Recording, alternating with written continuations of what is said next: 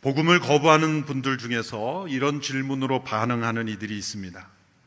하나님께서 세상을 올바로 만드셨다면 어떻게 악이 세상에 들어올 수 있는가? 이런 질문을 던지기 좋아하는 사람들은 진짜 악의 기원에 대하여 궁금해서가 아니라 실상은 자신의 악에 대한 책임을 누군가에게, 더 나아가 하나님께 던지고 싶은 것 같습니다. 성경은 만물의 기원을 설명할 뿐만 아니라 악의 기원도 분명히 설명하고 있습니다. 만물의 기원은 하나님의 창조임을 증거하고, 악의 기원은 인간의 의도적인 반역임을 증거합니다. 악은 하나님처럼 원래부터 존재한 것이 아닙니다. 하나님의 선한 창조, 그리고 선하신 하나님께 대한 반역으로 시작된 것입니다. 하나님의 축복 속에 창조된 인간과 또 천사가 창조주 하나님께 대하여 반역과 반란을 일으킴으로 세상에 들어온 것입니다. 그러므로 악이 선에 대한 반역으로 시작되었기에 악은 선에 기생하여 존재합니다. 성 어거스틴이 고백록에서 이 부분을 예리하게 밝혀냈습니다. 악은 선의 기생충과 같습니다. 그래서 악은 그 자체로 성공할 수 없고, 악이 성공하려면 어느 정도라도 선을 반드시 이용하는 겁니다. 예를 들어 누군가를 거짓말로 사기를 쳐서 자기의 이득을 얻으려면 반드시 먼저 신뢰를 얻어야 됩니다. 누군가를 만날 때 난 당신에게 사기치려고 만납니다 라고 만나서는 사기를 칠 수 없죠. 누구보다도 신뢰할 수 있는 사람처럼 성실하고 믿을 수 있는 사람으로 신뢰를 얻어낸 다음에 배신을 하는 거죠. 선을 이용하는 겁니다. 어떤 무리들이 도둑질을 하려고 모였습니다. 그들이 전략을 짭니다.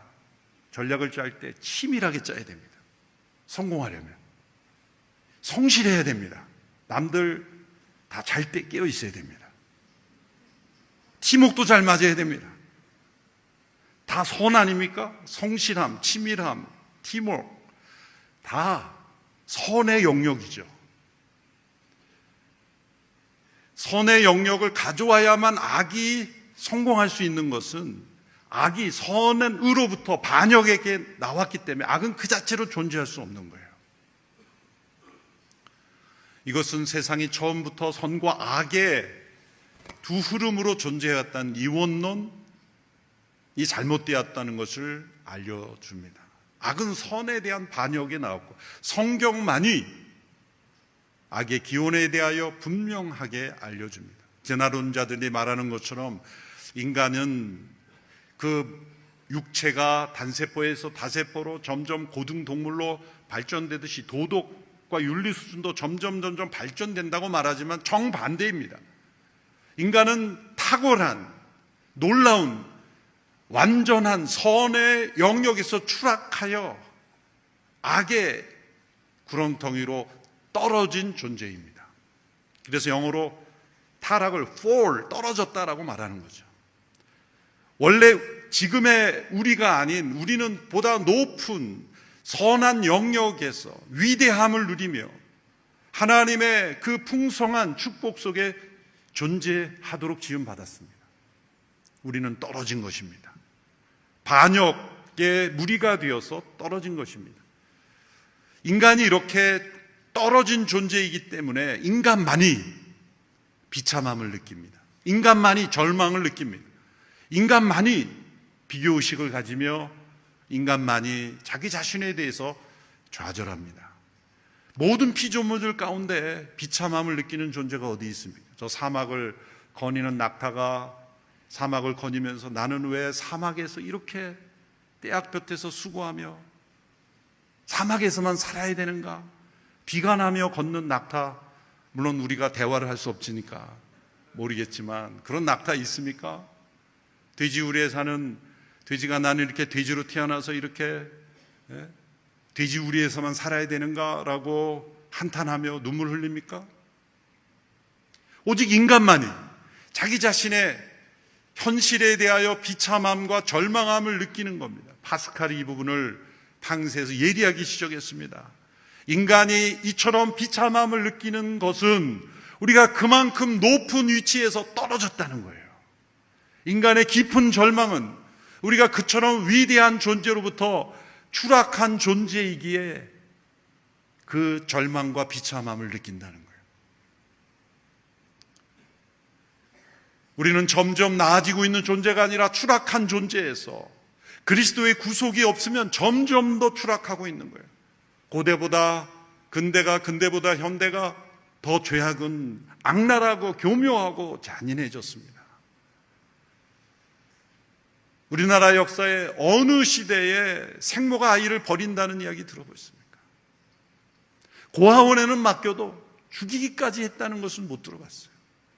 얼마나 끔찍한 이야기가 오늘 이 시대에 우리에게 일상이 되어버렸습니까? 그리스도의 구속을 경험하지 않은 인간은 법과 제도가 아무리 엄격하고 발달하고 과학기술이 발달해도 점점 추락할 뿐입니다. 인간은 점점 더 비참해질 뿐입니다. 타락의 증거입니다.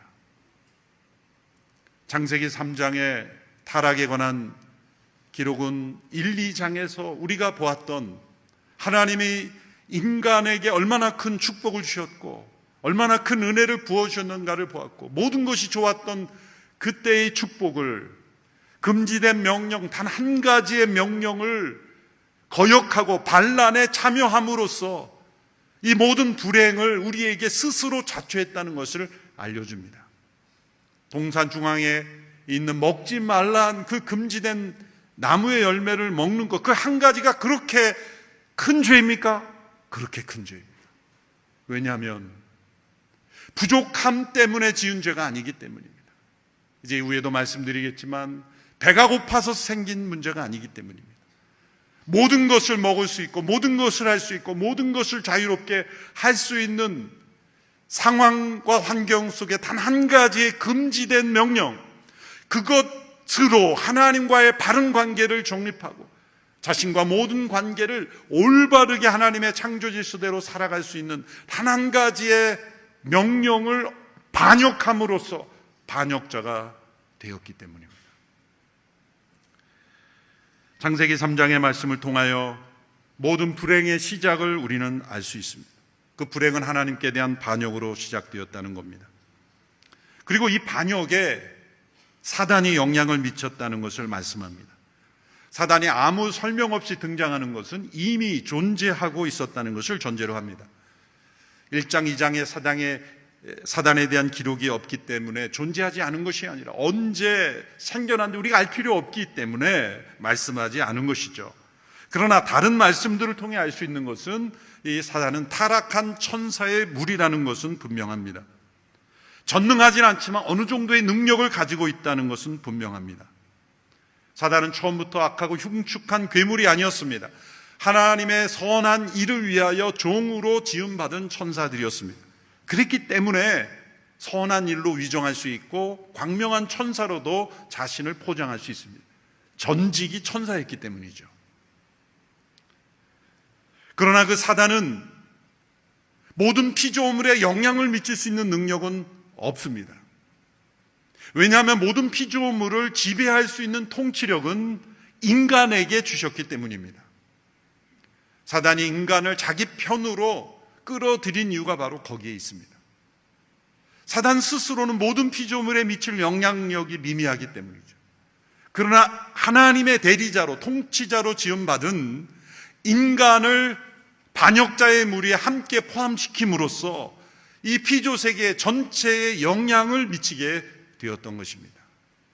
창세기 3장에 그 기록이 나옵니다. 성경의 다른 말씀을 통해 보면 이 사단의 기원에 대하여 말씀하고 있습니다. 창세기가 아니라 선지서에서 하나님께서 이방 나라들의 악에 대하여 심판을 말씀하시며 그들의 이면에 있는 사단의 존재에 대하여 언급한 말씀입니다. 에스겔 28장 12절 15절의 말씀을 보면 두루왕에 대한 하나님의 심판을 말씀하는데 두루왕만이 아니라 그 이면에 사단의 존재를 염두에 둔 말씀입니다. 제가 개정 번역으로 읽어드릴 때 여러분은 밑줄 친 부분을 주목하여 보시기 바랍니다. 인자야 두로 왕을 위하여 슬픈 노래를 지어 그에게 이르기를 주 여호와의 말씀에 너는 완전한 도장이었고 지혜가 충족하며 온전히 아름다웠도다. 내가 옛적에 하나님의 동산 에덴에 있어서 각종 보석 곧 홍보석과 항보석과 금강석과 황옥과 홍마노와 창옥과 청보석과 남보석과 홍옥과 황금으로 담장하였으며 내가 지음을 받던 날에 너를 위하여 소고와 비파가 준비되었도다. 너는 기름 부음을 받고 지키는 그룹임이며 내가 너를 세우매 내가 하나님의 성산에 있어서 불타는 돌들 사이에 왕래하였도다. 내가 지음을 받던 날로부터 내 모든 길에 완전하더니 마침내 내게서 불의가 드러났도다. 자, 말씀해 보면 내가 옛적에 하나님의 동산 에덴에 있어서 두로 왕이 에덴에 있은 적이 없죠. 두로 왕을 향한 말씀인 것 같은데 동산에 있었던 지혜가 충족하며 온전히 아름다웠던 기름 부음을 받고 하나님의 명을 받아 수호하는 직임을 받은 그룹들, 수호 천사들이죠. 하나님께 향한 예배를 제사장적인 직임을 다하며 또한 피조물의 모든 영역에서 하나님께 수종드는 그런 영역에 기름 부음을 받은 천사가 배반을 했다는 것, 이것을 말씀하고 있습니다. 죄는 천사의 교만한 의지로부터 시작되었고 그 타락한 사단의 꾀임을 받아 인간이 반역자의 무리에 합류하게 된 것, 이것이 인간의 타락 사건입니다. 이사야 14장에서도 비슷한 맥락의 말씀을 합니다. 이사야에서는 바벨론 왕에 대한 심판의 언급을 하면서 그 배후에 있는 사단의 정체를 드러내는 말씀을 합니다. 이사야 14장 12절 14절을 제가 읽을 때 여러분 밑줄 친 부분을 주목하시기 바랍니다. 너 아침의 아들 계명성이여 어찌 그리 하늘에서 떨어졌으며 너 열국을 엎은 자여 어찌 그리 땅에 지켰는고 내가 내 마음에 이르기를 내가 하늘에 올라 하나님의 묵별 위에 내 자리를 높이리라. 내가 북극 지폐의 산 위에 앉으리라. 가장 높은 구름에 올라가 지극히 높은 이와 같아지리라 하는도다. 5번의 의지적 외침이 나오면 내가 하늘에 오르리라. 내 보좌를 하나님의 별들보다 높은 위에 세우겠다. 내가 북쪽 끝에 있는 산들의 산 꼭대기에 앉겠다. 구름 꼭대기에 올라가리라. 마지막으로 가장 높으신 이와 같아지리라.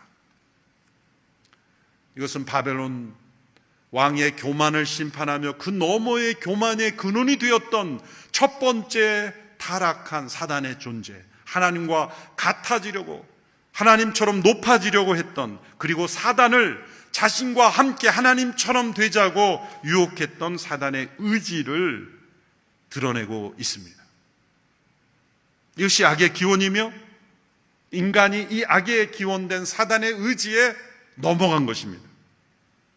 최초의 타락은 의지적 타락이라는 것이 중요합니다.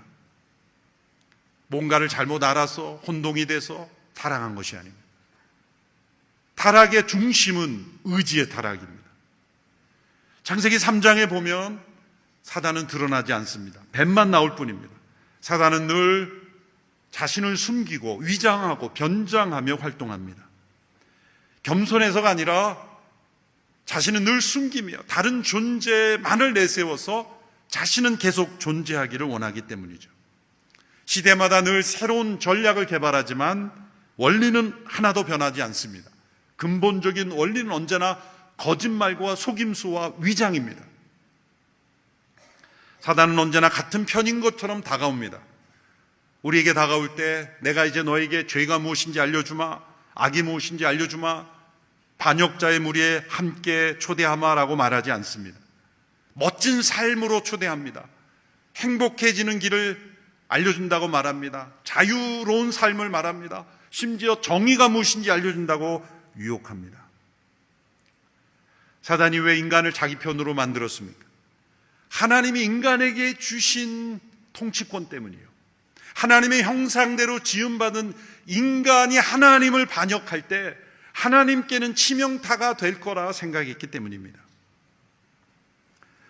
성경과 역사는 사단이 최초의 인간을 무너뜨렸던 그 방법으로 오늘 우리도 공격하고 있기에 창세기 3장에 나오는 이 사단의 공격을 우리는 세심히 살펴보아야 하고, 이 원리가 오늘도 그대로 이루어지고 있기 때문에 우리의 삶 속에 이 사단의 공격의 원리를 간파해야만 우리는 넘어가지 않을 수 있습니다.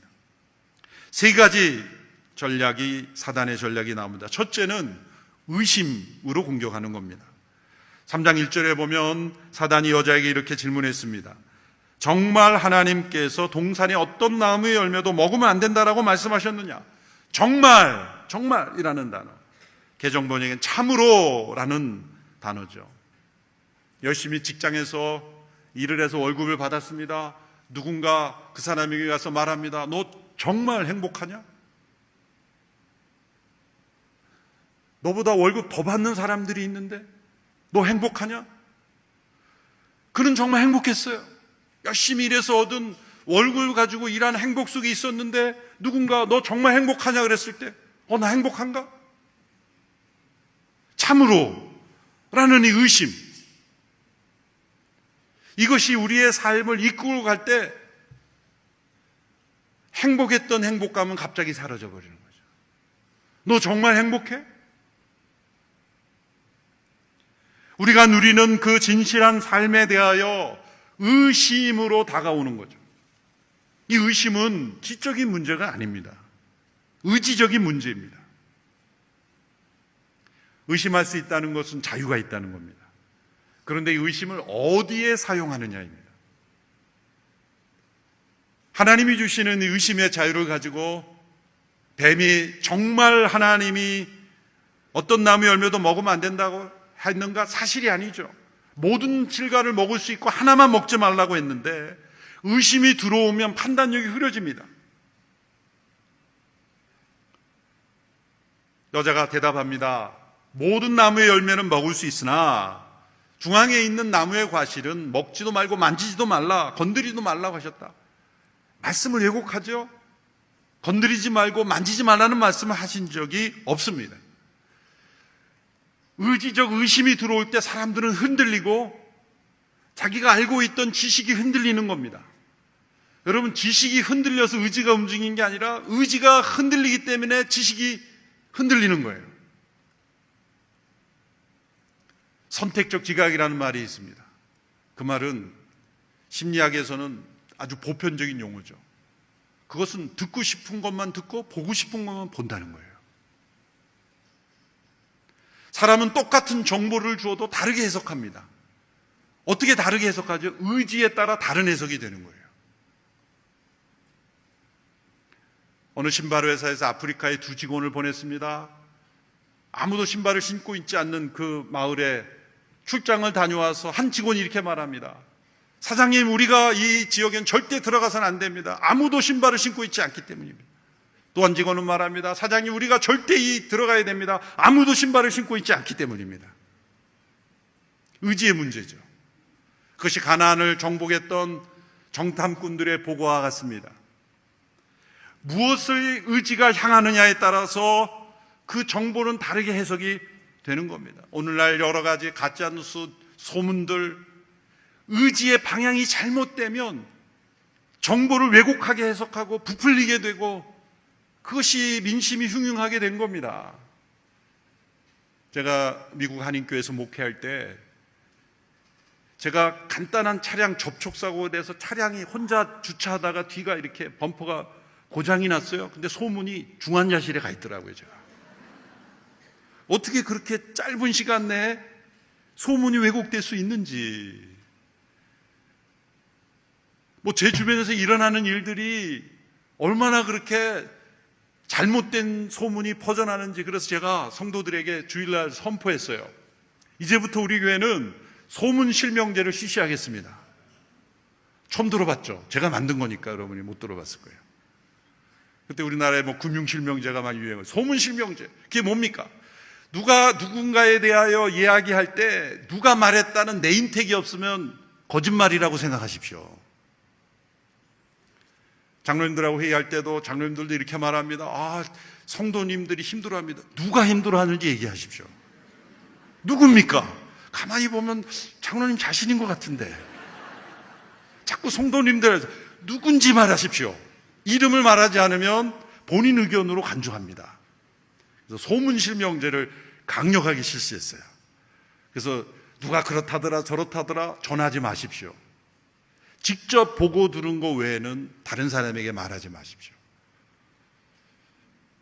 잘못하면 소문의 통로가 될 수 있습니다. 그리고 그 소문에 사단이 개입할 수 있습니다. 의심을 가진 자에게는 어떠한 정보도 왜곡할 수 있기 때문이죠. 그래서 제가 소문실명제를 강력하게 실시했더니 소문이 쫙 가라앉는 거예요. 그래서 제가 칼럼을 썼어요. 소문과 진리. 소문을 흘려버리고 진리는 가슴에 담고. 그런데 그리스도인들조차도 소문은 진리처럼 받아들이고 진리는 귀로 흘려드리고, 그래서 하나님의 말씀을 진리로 받아들이고 소문을 흘려버리는 우리가 되어야 됩니다. 다시 돌아와서 의심은 지적인 문제가 아니라는 거죠. 의심은 의지적인 문제입니다. 하나님께로 향하느냐 아니면 반역자의 무리로 향하는가, 거기에 따라서 그 이후로 들어오는 정보가 다르게 들리는 거예요. 이제 의심이 들어왔을 때 사단이 여자에게 전면 부정을 합니다. 절대로 죽지 않을 것이다. 하나님처럼 될 것을 하나님이 말씀해 놓지만 그 맥락 속에는 질투하시기 때문이다. 거짓말과 부정을 했을 때 결국 의도적인 불순종이 일어난 겁니다. 의심에서 출발해서 불순종으로 행동하게 된 거예요. 그 여정을 보면 잘못된 말씀에 대한 왜곡, 판단력이 들어간 거죠. 의심은 의지적인 문제입니다. 그래서 예수님께서 너희는 마음을 다하고 성품을 다하고 힘을 다하여 하나님을 사랑하라. 왜 다하라 말씀하셨을까요? 그것은 의지적인 문제라는 거예요. 우리는 느껴야 내가 생각하여 결정하고 행동한다고 말하지만 정반대입니다. 하나님을 향하여 나아가기로 결정하고 행동하면 깨달아질 때 우리는 하나님을 느끼게 되는 것이죠. 느끼기를 기대하지 마십시오. 다 깨닫기를 원하여 판단하지 마십시오. 먼저 하나님께로 향하는 선한 의지를, 이 마음을 다하고 뜻을 다하고 힘을 다하는 의지적 결단으로 나아갈 때 놀랍게도 예수님 말씀하시는 너희가 행하고자 하면 깨닫게 되리라. 하나님의 뜻을 깨닫게 되리라. 우리는 정반대로 하나님의 뜻을 알려주셔야 제가 행하죠 라고 말하지만 하나님이 이렇게 말씀하십니다. 행하고자 하면 알게 될 거다. 우리는 감정이 앞서고 그 다음에 지성이 따라가고 그 다음에 의지가 따라간다고 말해요. 이것이 타락한 인간의 영혼의 잘못된 흐름이에요. 타락 이전으로 돌아가기 위해서 우리는 하나님을 향한 선한 의지, 나는 하나님보다 높아질 수 없다, 나는 하나님의 피조물이다, 단순한 하나님의 뜻에 따라 순종해야 된다라는 의지가 앞설 때 하나님의 뜻이 깨달아지고 그리고 느낌이 따라가는 거예요. 여러분, 우리가 신앙생활 할 때도 우리 안에 악한 의지가 숨어 있다는 것을 인정해야 돼요. 많은 성도들이 성경을 열심히 읽지 않습니다. 왜일까요? 성경을 열심히 읽으면 내가 변화될까 봐. 틀렸습니까? 기도를 열심히 안 하는 이유가 뭡니까? 기도 열심히 하면 내가 거룩해질까 봐. 몰라서 말씀 안 읽고 기도 안 하는 게 아니에요. 약하기 때문에 말씀 기도에 헌신하지 않는 게 아니라 악한 의지가 있기 때문에 말씀 읽지 않고 기도하지 않는 거예요. 직시해야 됩니다. 내가 성경 말씀을 읽으면 이상한 사람이 될 거야, 그래서 안 읽는 사람이 있습니까? 역사 이래로 성경은 수많은 문학과 예술의 영감의 근원이며 수많은 사람들의 삶을 변화시켰던 거룩한 영적인 창고임을 압니다. 모르는 게 아닙니다. 그런데 왜 안 읽죠? 세상에 유행하는 읽어도 되고 안 읽어도 되는 베스트셀러는 나올 때마다 사면서 성경은 들춰보지 않습니다. 왜일까요?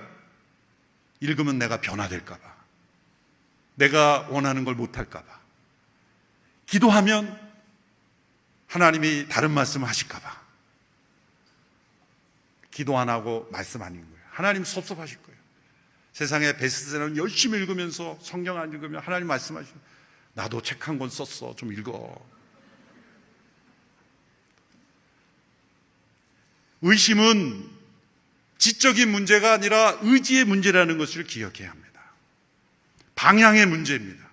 하나님을 향하여 우리의 의지적 방향을 올바로 세울 때 깨달아지고 느끼는 거예요. 하와의 첫 번째 타락의 문제는 의지가 흔들린 거예요. 어떤 분들이 이렇게 말합니다. 사단이 여자에게 먼저 접근한 것은 정보를, 말씀을 간접적으로 들었기 때문에 나름대로 일리가 있습니다. 그렇다 그래서 책임이 면해지는 것은 아닙니다.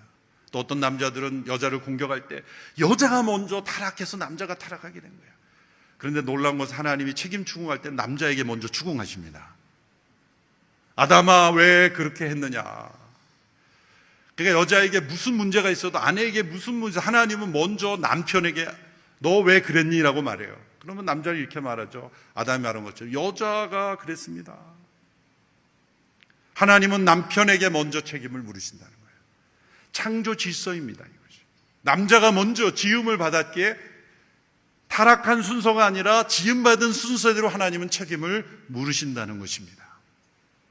두 번째로 하나님께서 창조하신 피조세계에 일어난 이 반역은 사단에 의하여 이 욕망을 왜곡시키는 것으로 나타났죠. 인간에게 하나님께서는 이 욕망을 중심으로 인간을 존재케 하셨습니다. 배고픔의 욕망, 성적인 욕망, 또한 이런 과학의 욕망, 학문의 욕망, 모든 이 인간에게 있는 욕구를 통해서 이 세상이 움직여지도록 창조하심으로 욕구 자체는 악한 것이 아닙니다. 그것이 질서를 잃어버렸기 때문이고 중요한 것과 중요하지 않은 것, 그것을 뒤바꿔버렸기 때문입니다. 사단이 인간에게 이 욕구, 인간의 욕구 중에서 어느 한 욕구가 약한지를 간파해서 그 욕구를 충족시키지 않으면 내가 행복하지 못하다고 생각하도록 만들어 놓습니다. 그것이 사단의 속임수죠. 오래전 읽은 책에서 미국의 어느 백화점에서 이런 일이 있었다 그럽니다. 도둑이 들어왔는데 새벽에 몇 시간 동안에 도둑이 아무것도 훔쳐가지 않고 해놓은 일이 있다는 거예요. 그래서 가격표를 다 바꿔놨다는 거예요. 모든 물건의 가격표를 다 바꿔놨어요. 그래서 그 백화점이 오픈한 이후에 몇 시간 동안은 바뀐 가격표대로 다 매매를 했다는 거예요. 그것처럼 사단이 우리의 삶에 들어와서 하는 일은 가치 있는 것과 가치 없는 것을 다 바꿔놓은 거예요. 마약이라는 인간의 영혼을 무너뜨리는, 삶을 무너뜨리는 그 해로운 것을 그렇게 가치 있는 것처럼 비싸게 해주고서 가치를 다 바꿔놓은 거예요. 그 이면에 뭐예요? 인간의 욕구를 자극하여 바꿔놓는 거예요. 사단이 세상을 무너뜨리고 공격하는 방법이죠. 6절에 보면은 보십시오. 여자가 보니 그 나무의 열매가 먹기에 좋고 눈으로 보기에도 좋으며 지혜롭게 할 만큼 탐스러워 보였습니다. 여자가 그 열매를 따서 먹었습니다. 그리고 자기와 함께 있는 남자에게도 주니 그도 먹었습니다. 이 말씀이 의미하는 바는 배고픔의 욕구 때문에 따먹은 게 아니라는 겁니다. 배고파서 먹은 게 아니라 다른 욕구 때문에 먹었다는 거예요. 뭐냐면 눈으로 보기에 좋고 지혜롭게 할 만큼 탐스러워 보였다. 보기에 좋고 탐스러워 보인 욕구, 그 욕구 때문에 무너진 거예요. 세상에도 보면 배고파서 짓는 죄가 있고 배고프지 않고 배가 불렀는데도 짓는 죄가 있죠. 하나님 보시 어느 죄가 더 중할까요? 배가 고파서 먹을 것을 훔쳐먹는 사람이 있겠고, 그러나 누구 것을 훔치지 않아도 배부르게 먹는에도 불구하고 짓는 죄가 있다면 어느 것이 더 중할까요? 아담과 하와는 모든 것이 풍족한 배부름의 동산에서 범죄했다는 것을 기억해야 합니다. 그 죄는 뭘까요? 교만의 죄입니다. 하나님처럼 되고자 하는, 하나님처럼 지혜롭고 하나님처럼 높아진 존재가 되고 싶은 이 교만의 욕구, 그 욕구로 범죄했다는 것이고, 오늘 이 시대에도 사단은 배고픈 사람은 배고픈 사람대로, 배부른 사람은 배부른 사람대로 그렇게 범죄하게 하고 있다는 겁니다. 세 번째는 분열로 공격합니다. 하나님께서 창조하신 세계에는 모든 관계가 평화로운 관계였습니다. 인간과 하나님이 친밀함을 누리는 평화 속에 있었습니다. 그런데 반역이 들어왔을 때 하나님을 피하여 숨게 되었습니다. 아담아, 내가 어디 있느냐? 두려워하여 숨었나이다. 하나님을 피하여 숨는 존재가 되었습니다. 제가 선교지 다닐 때마다 꼭 물어보는 것이 있어요. 여기 숨바꼭질 게임이 있습니까? 다 있어요. 놀라워요. 저 사막에도 있고 아마존 밀림에도 있고, 물론 사막보다는 밀림이 더 숨기가 좋겠죠. 어린 시절에 혹시 숨바꼭질 안 해본 사람 있습니까? 지금이라도 해보셔야 돼요. 영어로 하이드 앤 시크라 그러잖아요. 제가 왜 그걸 물어보냐면, 전 세계 모든 사람들이 공통적인 아무것도 없는 할 수 있는 놀이가 숨바꼭질이에요. 한 명이 눈을 감고 있으면 나머지가 숨고 찾는 거. 왜 이 하이드 앤 시크가 전 세계적인 공통 게임이 됐을까? 아담이 최초로 했기 때문이에요. 아담아, 내가 어디냐? 제가 숨었나이다. 최초의 게임이 숨는 거였어요. 인간은 하나님으로부터 이 숨는 존재, 깨어진 관계의 모습이에요. 인간 자신과의 평화수가 깨어졌어요. 부끄러움과 수치심이 들어왔습니다. 다른 사람과의 관계가 깨졌습니다. 여자를 향해 내 살 중에 살이요 뼈 중에 뼈라는 고백을 했던 아담이 하나님이 주신 저 여자가 주어서 먹었습니다.